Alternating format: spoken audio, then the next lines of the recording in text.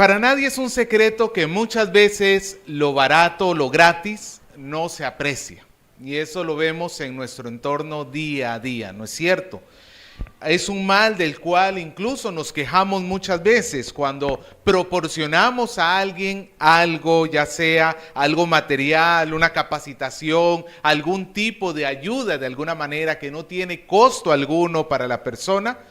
Usualmente, no es siempre, pero usualmente, ¿cuál es el comportamiento de esa persona que recibe el favor? Muchas veces, sí, podemos decir, hay algunos que son agradecidos, pero no es raro que más bien haya un desprecio, un mal utilizar o dejar así como ignorado la ayuda y el esfuerzo que hacemos por otras personas. ¿Alguna vez han hecho eso con usted? ¿La ayuda que usted ha dado lo han dejado así como de ladito nomás? O peor aún, y quizás usted no se ha dado cuenta, ¿alguna vez usted ha hecho eso con alguien más? El verdadero creyente no puede tratar así la gracia de Dios.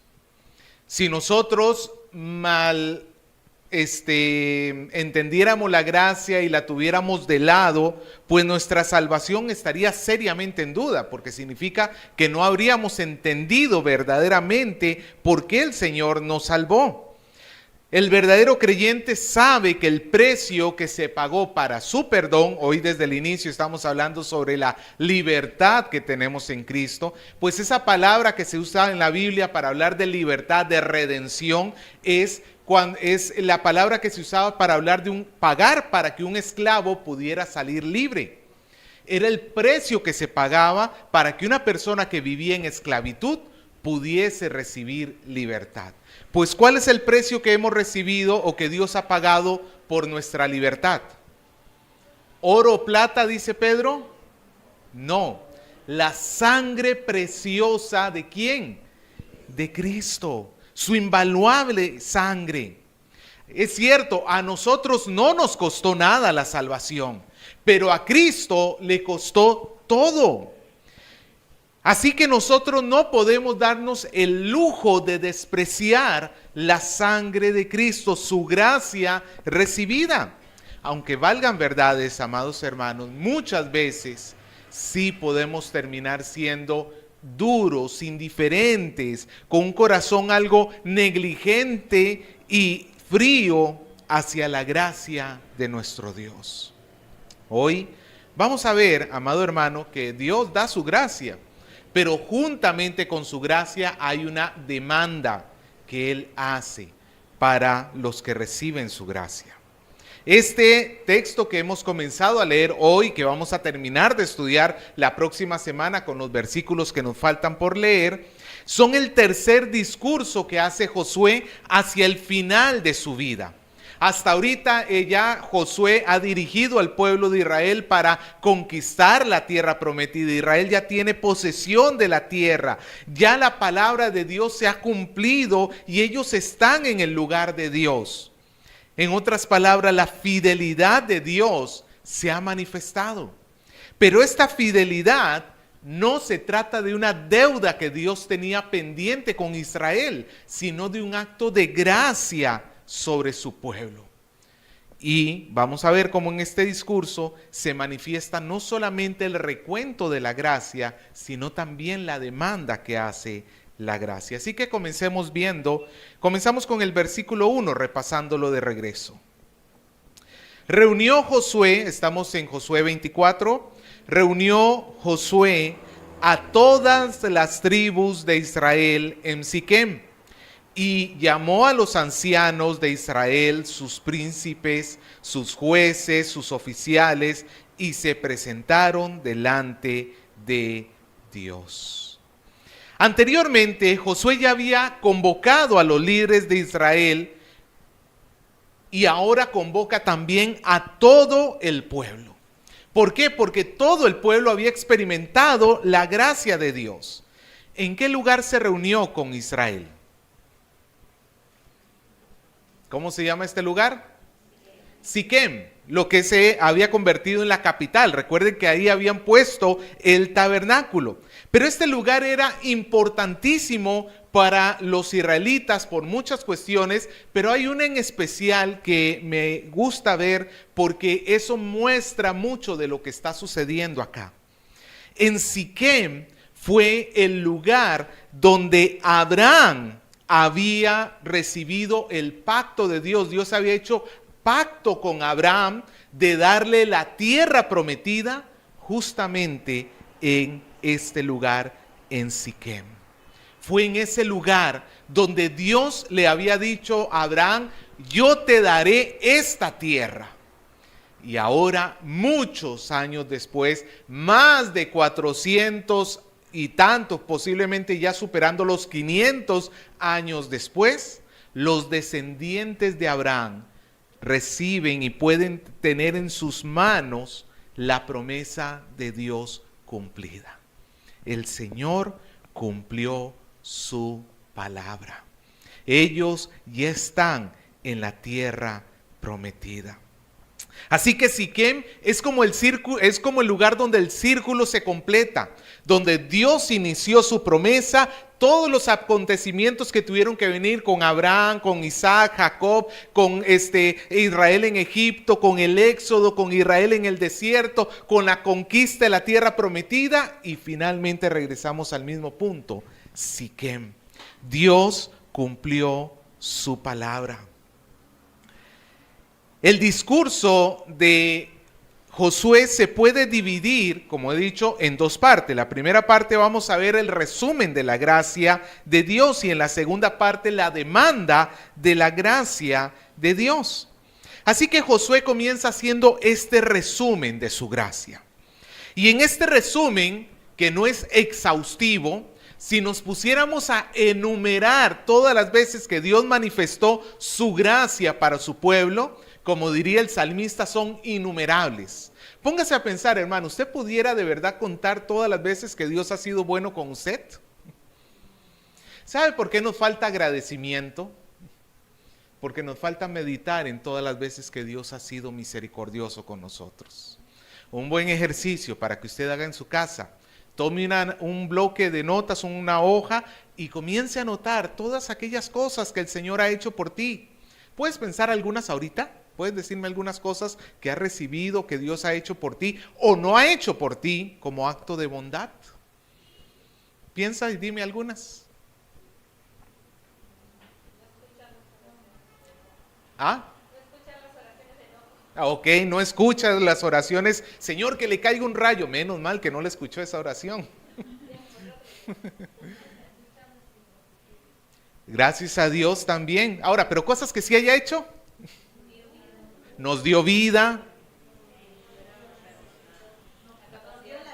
la capacidad de entender, ¿qué más? Paciencia, algunos más, otros menos. Poder perdonar a los demás. Amado hermano, si nos pusiéramos a hacer un recuento, verdaderamente terminaríamos diciendo como David: son innumerables sus obras, ¿quién las puede contar?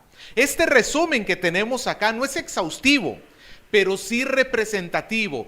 Abarca 4 etapas, 4 eras de la historia de Israel. Abarca la etapa, en primer lugar, de los patriarcas, de Abraham, Isaac, Jacob. Abarca la parte de Israel en Egipto, cuando ya eran el pueblo de Dios, pero estaban cautivos en Egipto, hasta el éxodo. La tercera parte abarca el caminar en el desierto, mientras ellos estaban allí por 40 años.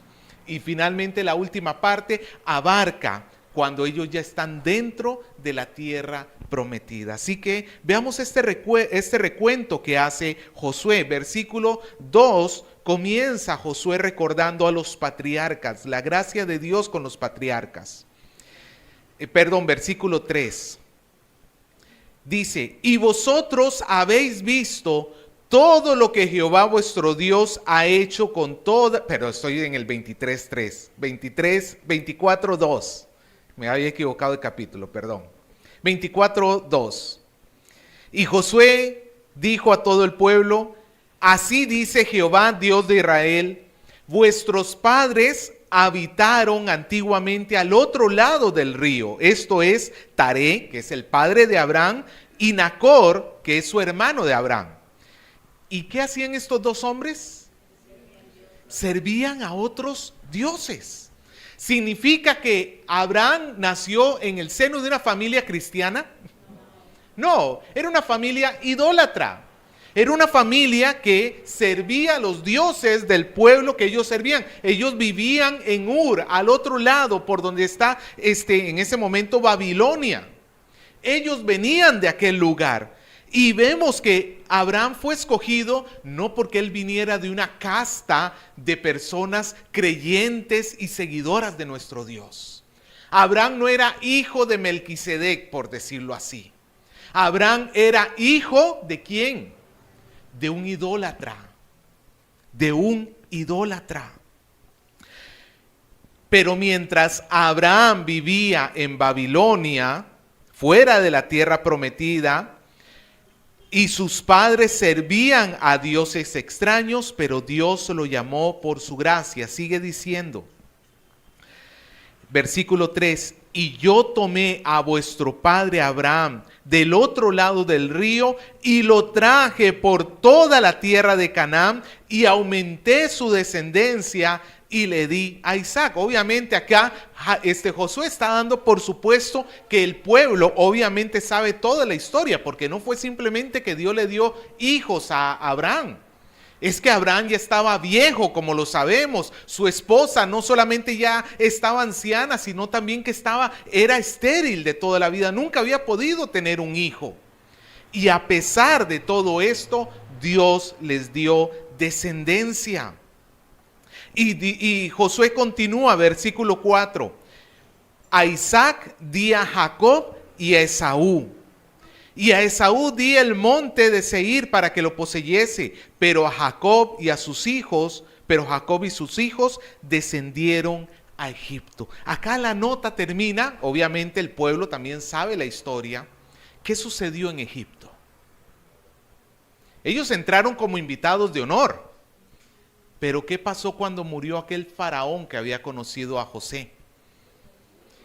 Ellos fueron esclavizados por 400 años. Amado hermano, si estamos hablando de la gracia de Dios, 400 años de esclavitud como que no suenan a gracia. Pareciera que Dios está faltando a su palabra. En ese momento tan delicado de la historia, pareciera que Dios ha fracasado en su propuesta de llevar a su pueblo y darle la tierra prometida. Pero amado hermano, Dios no falla. La promesa de Dios permanece, porque la gracia no se terminó con los patriarcas. Aún ese pueblo de Israel, ya numeroso y esclavo en Egipto, Dios siguió derramando su gracia sobre ese pueblo. Pasamos al versículo 5. Nos dice, y yo envié a Moisés y a Aarón y herí a Egipto conforme a lo que hice en medio de él. Y después os saqué a vuestros padres de Egipto. Cuando llegaron al mar, los egipcios siguieron a vuestros padres hasta el mar Rojo con carros y caballería. Y cuando ellos clamaron a Jehová, él puso oscuridad entre vosotros y los egipcios e hizo venir sobre ellos el mar, el cual los cubrió. Y vuestros ojos vieron lo que hice en Egipto después que estuvisteis muchos días en el desierto. Es un recuento rápido, 3 versículos para contarnos todos los primeros 12 capítulos de Éxodo, donde Dios manda a estos 2 hombres, Moisés y Aarón, para liberarlos, donde Dios hiere a Egipto para que su pueblo salga en libertad, donde el poderosísimo ejército egipcio fue sepultado bajo el mar por las manos del Señor. Y Josué le dice, ustedes lo han visto, porque efectivamente personas de 20 años para abajo, recuerde que los que murieron en el desierto eran de 20 años para arriba, los que fallecieron. Pero en este momento posiblemente y seguramente habían personas vivas como el mismo Josué, que experimentó la gracia de Dios, lo vio con sus ojos, cómo el Señor sepultó a los carros de Faraón, y ni el poderoso ejército de Egipto pudo detener la promesa de Dios. 400 años de esclavitud, Dios no se olvidó de su pueblo. Vino el poderoso ejército egipcio, Dios no fue detenido tampoco. La gracia se sigue manifestando. Ni el tiempo ni los enemigos logran retroceder la gracia de Dios. Versículo del 8 al 10, pasamos a la tercera etapa donde ya está el pueblo en el desierto. Y os introduje en la tierra de los amorreos que habitan al otro lado del Jordán, los cuales pelearon contra vosotros, mas yo los entregué en vuestras manos y poseíste su tierra y los destruí delante de vosotros. Después se levantó Balac, hijo de Zippor, rey de los amonitas, y peleó contra Israel, y envió a llamar a Balaam, hijo de Beor, para que los maldijese. Esta historia está en Números, por supuesto. Mas yo no quise escuchar a Balaam, por lo cual os bendijo repetidamente y os liberé de sus manos. Amado hermano, Dios le da la victoria a Israel sobre los amorreos. Eso también está en el libro, en el Pentateuco. Y aún más, lo más interesante es la historia de Balaam. Claro, nosotros estamos acostumbrados a escucharla, ¿no es cierto? Aquel rey que contrata a un profeta y le dice, anda, maldícelos. Y él trata de maldecir, pero en lugar de maldecir, ¿qué termina haciendo? Bendiciendo al pueblo. Pero muchas veces se nos escapa lo que está sucediendo en el libro de Números. En el libro de Números es el recuento de las veces que Israel fue infiel al Señor durante su estadía en el desierto. Mira, hacerle el favor a alguien que te cae bien, que te hace el bien, es fácil, ¿sí o no? Cuando tú tienes una persona que, no sé, tú le ayudas y él te ayuda y están así en buena relación, es sencillo seguir haciendo favores, porque se va alimentando ese deseo. Pero ¿qué de hacerle el favor cuando el otro te está haciendo mal? Cuando el otro te está maltratando. Ese es Israel. Israel está siendo infiel al Señor. Israel está quejándose que queremos, ya estamos hastiados del maná. Primero que tenemos hambre, nos ha traído aquí a nada, el Señor les da maná. Que estamos hastiados del maná, que queremos la comida de Egipto, el Señor les da codornices. Que se están quejando, que están haciendo, amado hermano, malgastando la gloria de Dios, despreciando la gracia de Dios. Y mientras el pueblo de Israel está en rebelión contra Dios, hay un rey que viene para maldecir al pueblo. Pero ¿cómo se comporta Dios con su pueblo? Con fidelidad, a pesar de la infidelidad de su pueblo. Esta historia nos recuerda que también incluso la infidelidad de su pueblo no fue obstáculo para que la gracia de Dios se manifestara. El tiempo no la detuvo, los enemigos de Dios no la detuvo, ni siquiera el mismo Israel la detuvo. Y llegamos a la tercera parte de su discurso, los versículos cuarta parte, del 11 al 13, donde ya es dentro de la tierra prometida. Y dice así: pasasteis el Jordán y vinisteis a Jericó. Y los moradores de Jericó pelearon contra vosotros, los amorreos, los fereceos, los cananeos, los heteos, los gergeseos, los heveos, los jebuseos. Y yo los entregué en vuestras manos y envié delante de vosotros tábanos, los cuales los arrojaron de delante de vosotros. Esto es, a los dos reyes de los amorreos, no con espada ni con arco. Y os di la tierra por la cual nada trabajasteis, y en las ciudades en que no edificasteis, en las cuales moráis, y en las viñas y olivares que no plantasteis. La misericordia de Dios se siguió mostrando en la tierra prometida. Finalmente Israel está en Canaán. Y Dios les da la victoria sobre Jericó y sobre todos los pueblos de aquel lugar, como Dios lo había prometido. Incluso el versículo 2 es algo enigmático, porque dice que Dios envió, ¿qué cosa? Tábano. ¿Sabe lo que es un tábano? como lo traduciría la Biblia de las Américas, avispas. De ahí aquella canción de Juan Luis Guerra, de las avispas, que yo espero que usted conozca eso más que por la, o sea, que lo conozca por la Biblia, no tanto por la canción de Juan Luis Guerra. Pero es en base a esto justamente. Pero lo curioso es que no hay ningún pasaje que diga que Dios haya enviado avispas, tábanos, para poder echar al pueblo. Pero es un pasaje algo oscuro, les doy una interpretación de cómo puede ser este pasaje, porque en el versículo 12 vemos que une los tábanos con la derrota que sufrieron los reyes amorreos al otro lado del Jordán, a Sehón y a Og. Recordemos, ¿qué es lo que pasa cuando hay avispas? ¿Alguna vez usted se ha roto un avispero y usted está cerca? ¿Qué es lo que hace? ¿Cuál es el instinto natural? Acá estoy yo, vengan a mí. No, ¿qué haces?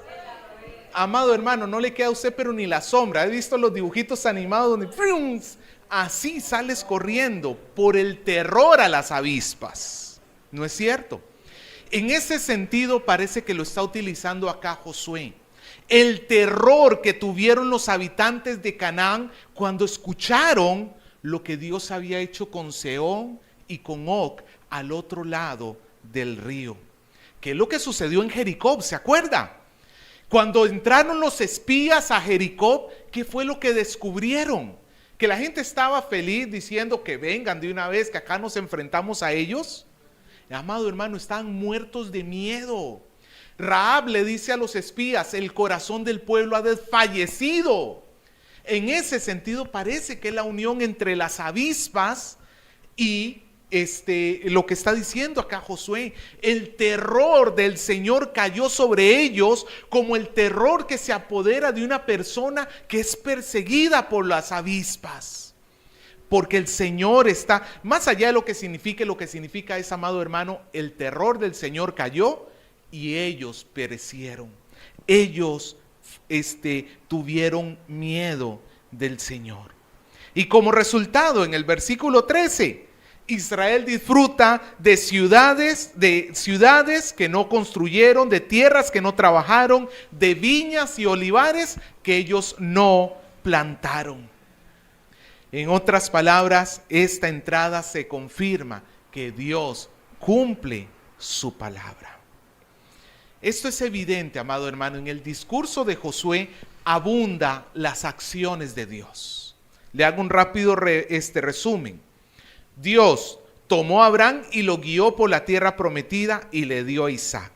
Dios le dio a Esaú el monte Seir. Dios envió a Moisés y a Aarón a Egipto. Dios hirió a Egipto con plagas y sacó a su pueblo. Dios puso tinieblas entre el ejército de Egipto y de Israel. Y Dios hizo venir el mar sobre ellos. Dios Dios entregó en sus manos a los amorreos y los destruyó. Dios no escuchó a Balaam y libró de su mano al pueblo. Dios entregó a los cananeos y les envió las avispas. Dios dio la tierra, dio ciudades y dio campos al pueblo. El resumen de Josué, de su discurso es: Dios les dio. Dios hizo todo esto por su gracia. Ustedes son receptores de la gracia de Dios. Amado hermano, pregunto, ¿es la iglesia el receptor de la gracia de Dios? En mucha más medida que ellos. Usted me dirá, pero pastor, a mí no me ha dado una viña donde que alguien la plante y yo la coseche. Nos ha dado mucho más. ¿Tú sabes que tú tienes tu casa en los cielos? ¿Tú sabes que Dios no te ha librado de los enemigos de esta tierra simplemente? Que podemos enfrentarlos y quizás alguno de ellos puede llegar a quitarnos hasta la vida, pero Dios nos ha vencido al mayor de nuestros enemigos, que es la muerte. Porque así un enemigo nos quite la vida, nunca podremos permanecer en la muerte eterna, porque Jesucristo dijo: yo soy el camino, la verdad y la vida. El que cree en mí, aunque esté muerto, vivirá. Amado hermano, nosotros hemos recibido, si ellos recibieron cosas materiales que ejemplificaban la gracia venidera, nosotros hemos recibido esa plenitud de gracia. Pero la gracia no viene sin dar demanda. Los que han recibido la gracia de Dios tienen que responder frente a la gracia de Dios. Y es ahora a lo que se dirige Josué en los versículos 14 y 15, porque las cosas no terminan allí. Mira el versículo 14. Ahora pues, temed. Ustedes ya han recibido, Dios les ha mostrado la gracia en cada etapa de su vida. Ahora pues, en respuesta, la respuesta lógica y única que puede haber ante la gracia de Dios, ¿cuál es? Mira los imperativos. Los podemos reconocer porque terminan en este ed, ¿no es cierto? Temed, o id, ¿no es cierto? Temed. ¿Cuál otro? Servid. Versículo 14. Temed a Jehová. ¿Qué más? Servidle con integridad y en verdad. ¿Qué más? Quitad de entre vosotros los dioses a los cuales sirvieron vuestros padres al otro lado de Egipto y servid a Jehová. Josué está dando la conclusión lógica de su discurso. Si Dios ha sido tan bueno con el pueblo, ¿cuál es la respuesta que ellos tienen que dar? Temer al Señor, servirle en integridad y en verdad, quitar los dioses ajenos y servir al Señor. Temer al Señor. ¿Qué significa temer al Señor? Alguien ahora durante el inicio del culto decía, no se trata de tener terror. Los habitantes de Jericó sí tuvieron terror del Señor. ¿Se acuerda que Rahab dijo, los corazones de todo el pueblo desfallecen delante del Señor? Ellos tuvieron terror, pero ¿tuvieron verdadero temor de Dios? Rahab sí tuvo temor de Dios. ¿Y cómo lo manifestó? Arrepintiéndose, recibió a los mensajeros y esperó en el pueblo de Dios la salvación de Dios. Ella sabía que por sí sola merecía, por sus obras merecía el castigo, pero ella confió en que Dios podía liberarla a pesar de que era una ramera. Eso es verdaderamente el temor a Dios. Es cuando el pueblo medita y considera a Dios en todas las decisiones que tomen. Es cuando el pueblo se detiene a pensar y dice, ¿qué es lo que Dios dice que debo hacer en esta circunstancia, ante esta situación? Es cuando el pueblo prefiere hacerle caso a Dios que hacerle caso a los hombres. Amados hermanos, todos estamos siendo presionados continuamente por esta sociedad, ¿sí o no? Que te invitan a hacer cosas que van en contra de la palabra de Dios, que te invitan a aceptar, o como estaba leyendo un día de estos, el grave problema que estamos teniendo con todo lo que es la agenda del movimiento gay, donde básicamente, bueno, ya ni siquiera están llegando al punto de que tú protestes en contra de ellos. Es que ya no quieren ni siquiera, o sea, lo mejor que puedes hacer para ellos es quédate callado, y ni siquiera eso. Ya están pidiendo que se comience a apoyar el movimiento gay. Estaba leyendo una noticia en México, que posiblemente usted la ha leído, que una parte del, creo que son diputados que se llaman en México, para nosotros son asambleístas, para ellos son diputados, estaba proponiendo que los que se opusieran al movimiento gay fueran o encarcelados con cadena perpetua o expulsados del país.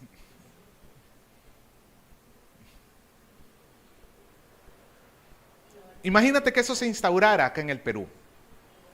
Cadena perpetua o expatriado, fuera para siempre. ¿Qué harías tú? ¿A quién le vas a temer?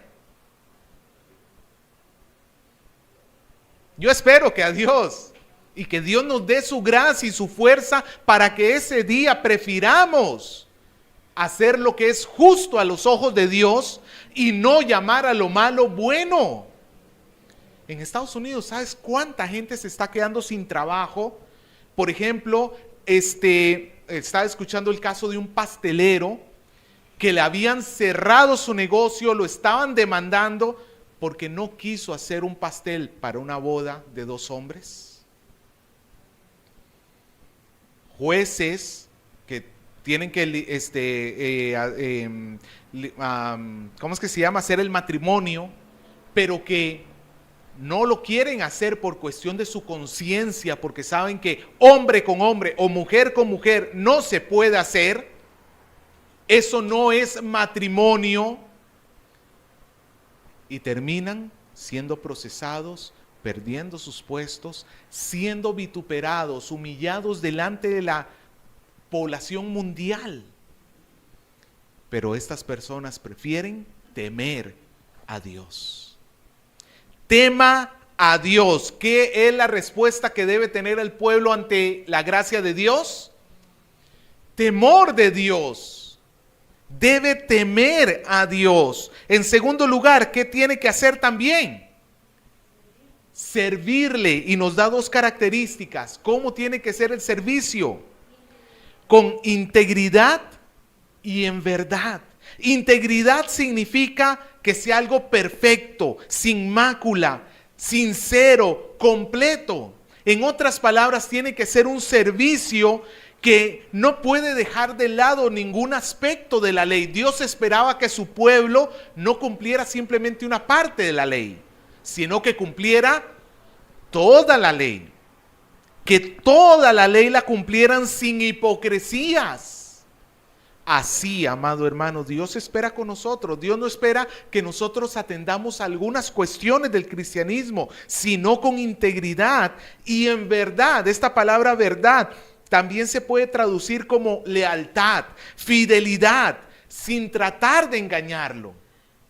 ¿Se acuerda cuando los apóstoles fueron amenazados para dejar de predicar en el nombre del Señor Jesucristo? ¿Cuál fue la respuesta de ellos? Es necesario obedecer a Dios antes que a los hombres. Eso es fidelidad. Eso es fidelidad. Luego Josué sigue diciendo, versículo 14, que tienen que quitar los ídolos a los cuales sirvieron sus padres al otro lado del río y en Egipto. Ellos tienen que deshacerse de aquellos dioses. Amados hermanos, recuerden que la población del desierto, la generación que salió de Egipto, murió en el desierto. ¿Sabe por qué? En última instancia, no fueron las quejas. No fueron por, no sé, por ser rebeldes en sí mismos. ¿Sabe cuál es el corazón de todo el problema que tuvo esa generación en el desierto? La idolatría. Que siempre amaron algo más que lo que amaban a Dios. Si es que se puede decir que se ama a Dios, pudiendo amar a algo más. No. Josué dice, quiten los dioses y sirvan solamente a Dios. Esto significa que el servicio a Dios no puede ser compartido. Amado hermano, si ni siquiera en las relaciones que tenemos, imagínate, amada hermana, tú que estás acá, que tu esposo tuviese 2 esposas, ¿cómo lo ves?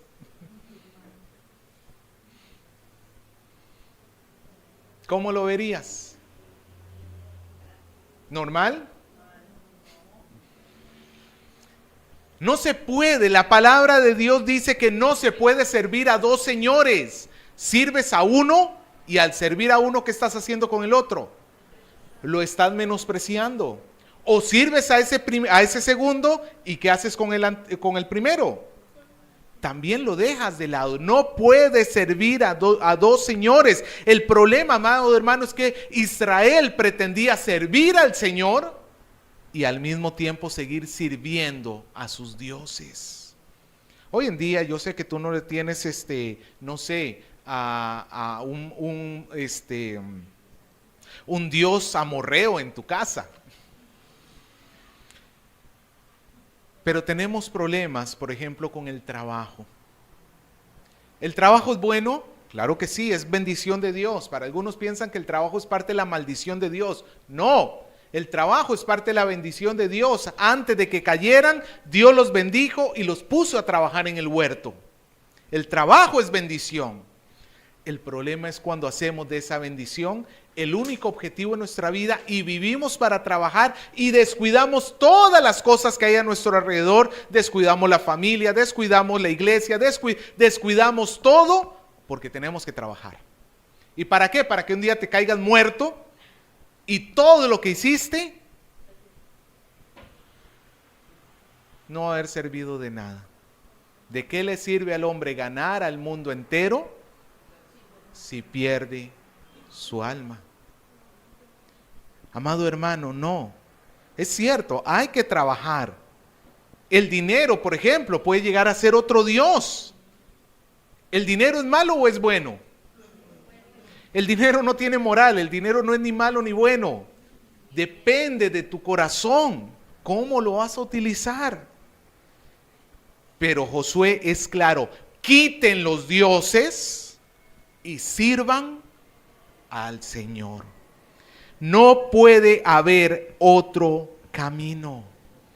Y si te pones a pensar en esto, amado hermano, Josué, incluso versículo 15, que es uno de los más maravillosos versículos que tiene la Biblia.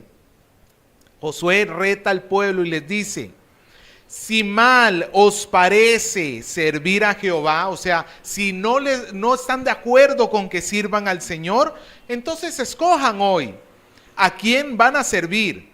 Pueden ir y servir a los dioses de sus padres que tuvieron cuando estaban al otro lado del río, o pueden estar honrando a los dioses de los cananeos en cuya tierra ahorita están.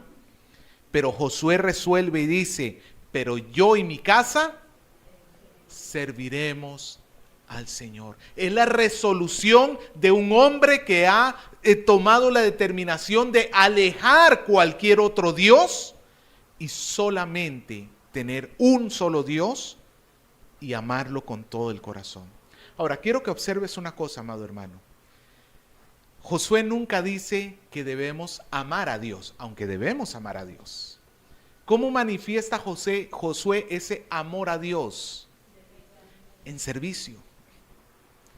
Josué no está diciendo amen al Señor. Sí, claro, es que se tiene que amar a Dios.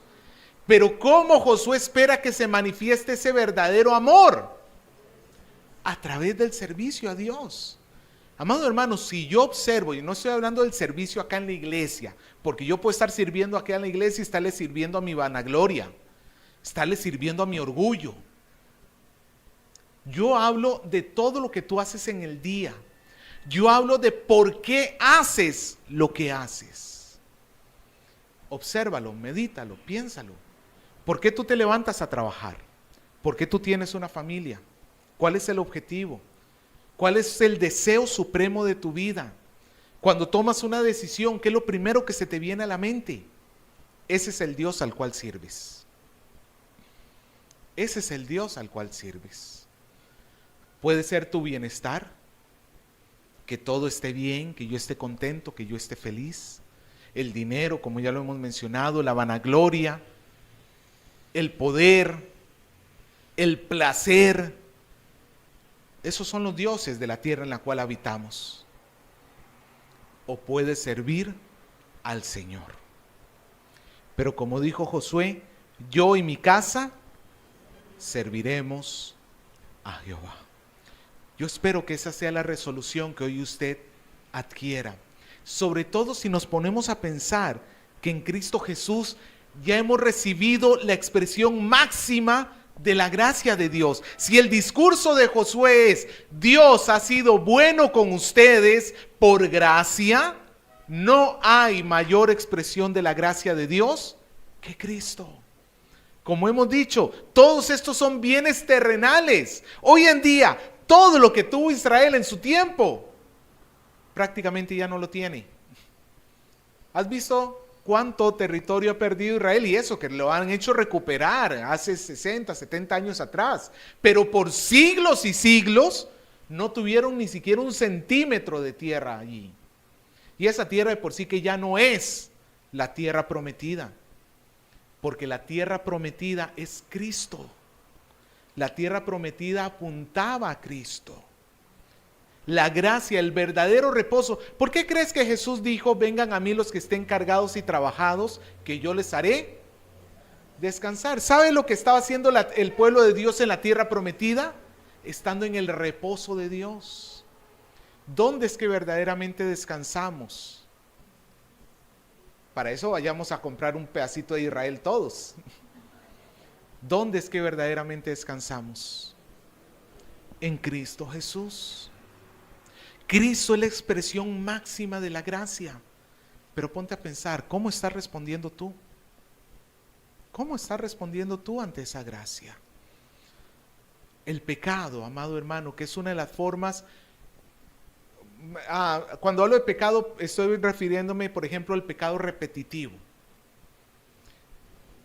Sabes que tienes un carácter de perro, pero sigues prefiriendo abrir la boca antes de ir a orar. Sabes que tienes una debilidad en lo sexual, pero sigues exponiéndote a aquellas cosas que sabes que te van a llevar a la tentación.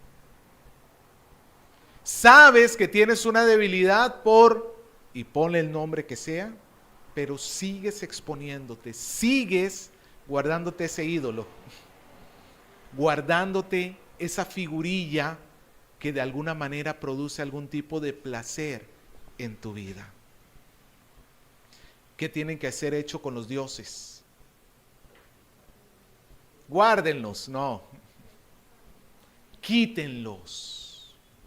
No nos dice Pablo, quítese de vosotros toda avaricia, toda envidia. No nos dice Pablo que nos revistamos del nuevo hombre que es en Cristo Jesús. Quítese de vosotros y sirvan a Dios. Amado hermano, sí, tenemos gracia, pero no es una gracia barata, no es de que ya tengo la gracia y vivo como me da la gana porque ya la tengo. No, el que verdaderamente tiene la gracia de Dios, tiene un reto por delante, manifestar que está bajo esa gracia, viviendo en santidad. La próxima semana vamos a ver cómo termina el pueblo respondiendo ante Josué.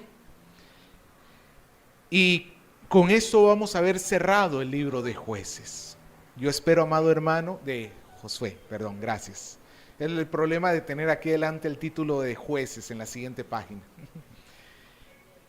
Y yo espero, amado hermano, que Dios nos dé la gracia para que nuestro corazón no se endurezca, se ablande, por favor. Es nuestro deber buscar que nuestro corazón se ablande ante Dios. Amén.